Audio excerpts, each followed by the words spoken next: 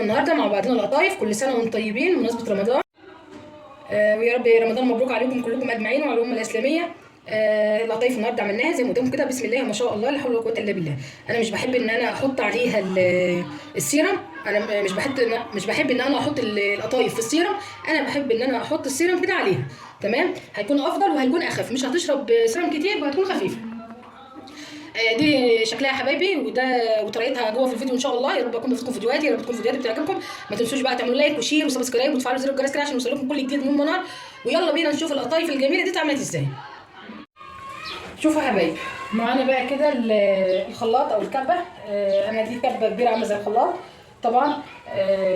كوبايه الميه دافيين مع نص معلقه خميره من الكبيره بتاعت الاكل، معلقتين سكر هرميين، معانا 3 معالق سميد بتاع الهريسه طبعا، معانا ربع معلقه بيكنج باودر، معانا نص معلقه ملح، معانا ربع كوبايه نشا وكوبايتين دقيق. اول حاجه كده نحط بقى كوبايتين الدقيق مسح من الكوبايه المعياريه دي. الكوبايه ديت قد الكوبايه بتاعت الميه. تمام، هنحط كوبايتين الدقيق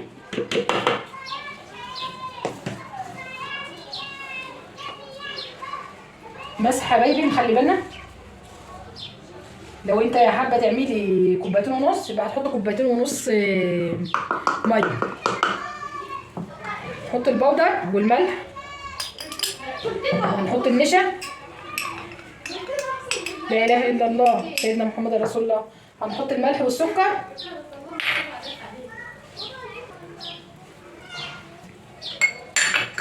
هنحط السميد، هنحط كوبايتين الميه. ممكن تستغني عن السميد عادي، عندك هتحطي، ما عندكيش مش مشكله. وهنضربها. انا عاملاها على قناه المطبخ المصري البسيط من غير سميد، من غير السميد بتاع الهريسه عادي خالص، طلعت جميله جدا. هنضربهم بقى كده ان شاء الله وهنرجع لكم. طبعا انا كده خلصت انا ضربتها. هبدا بقى كده اجيب البوله واحط الخليط اللي انا عملته ده. شايفين القوام طبعا، احنا عايزين القوام ده. تمام،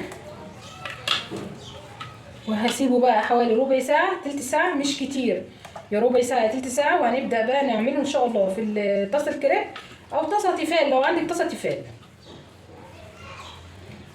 او لو عملت في طاسه ليمونيا هتمسحها مسحه زيت كده بسيطه وهتعملي فيها عادي. هغطيه بقى بستريتش وبعدين فوطه وهنرجع لكم تاني بعد ربع ساعه ان شاء الله يا حبايبي. احنا كده يا حبايبي خلاص سيبناها تلت ساعه، بس عشان الجو برد بقى هشيل كده من عليها الاسترتش كده. شكلها بسم الله ما شاء الله. هقلبها بس تقليب كده. معانا بقى يا دورق صغير يا اما اللبانه الصغيره ديت هنعمل بيها.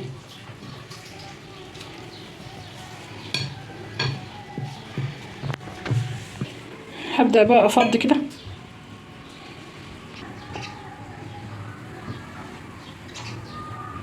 وانا حطيت كده الطاسه على النار وهبدا بقى كده. حباها تكون كبيره صغيره عصافيري انت براحتك انت.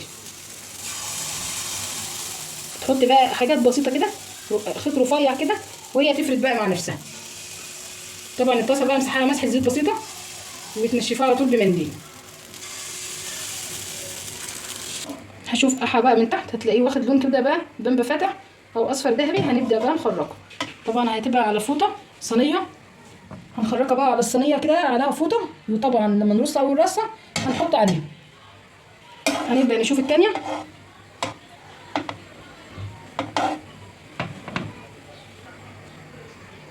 زي ما قدامكم كده اللون ده يا حبايبي كده، وهنبدا نطلعها.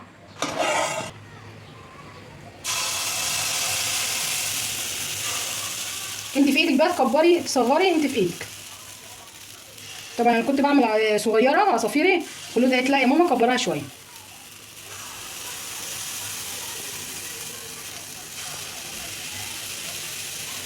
زي ما قدامكم كده. هي طريقه سهله وبسيطه وهتعملوها في البيت احلى ما تشتروها من بره بكتير بكتير. انا عاملاها قبل كده على قناه المطبخ المصري البسيط بنفس الطريقه، كانت جميله جدا. طبعا ساعه ما نلاقي حروفها خلاص كده بدات كده كانها مستويه، فاضل حاجات بسيطه كده وبعد كده هنطلعها. انا طبعا اللي انا مهديه النار قوي على مش كبيره، بس مهديها قوي تمام عشان ان انا اخلص نفسي وما تنشفش معايا على النار. شوف حبايبي هتطلع نفس اللون كده، شايفين اللون ده؟ نفس اللون ده، شايفين؟ بسم الله ما شاء الله.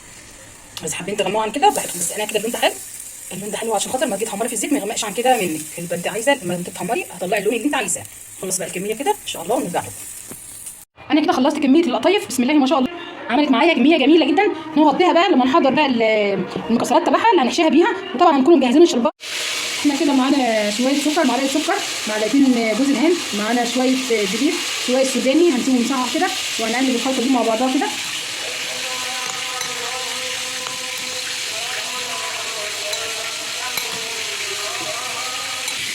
وجبنا كده القطايف اللي احنا عاملينها، وهنبدا نحشي القطايف بالخلطه الجميله اللي احنا عملناها. عندك بقى مكسرات بقى عين الجمل، فستق، اي مكسرات عندك هتحشيها بيها هتبقى جميله جدا. طبعا خلود بنتي هي اللي بتحشي طبعا بالوقت، زي ما قدامكم كده بتضغطوا عليها جامد عشان ما تفتحش معاكم في الزيت. هتبدا تعمل واحده ثانيه اهيت، حطوا بقى فيها حاجات بسيطه عشان خاطر تقفل معاكم كويس وما تفتحش معاكم. وهتبدا تضغط كده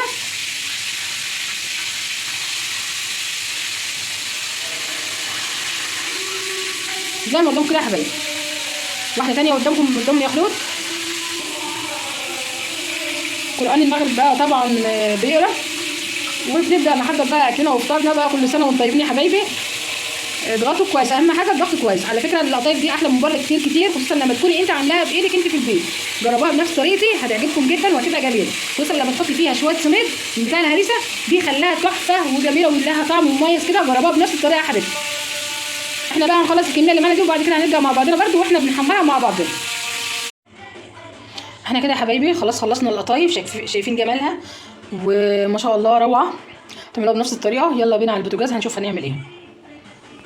احنا كده حطينا الزيت بقى على النار، هنبدا بقى نرص القطايف كده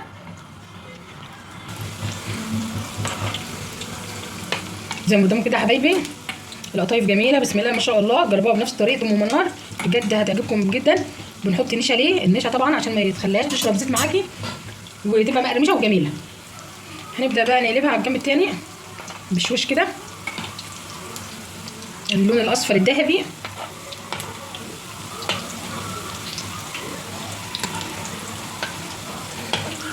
انا بقى هخرجها واخلصها بقى كده، خلاص الكميه اللي معايا وبعد كده ارجع لكم.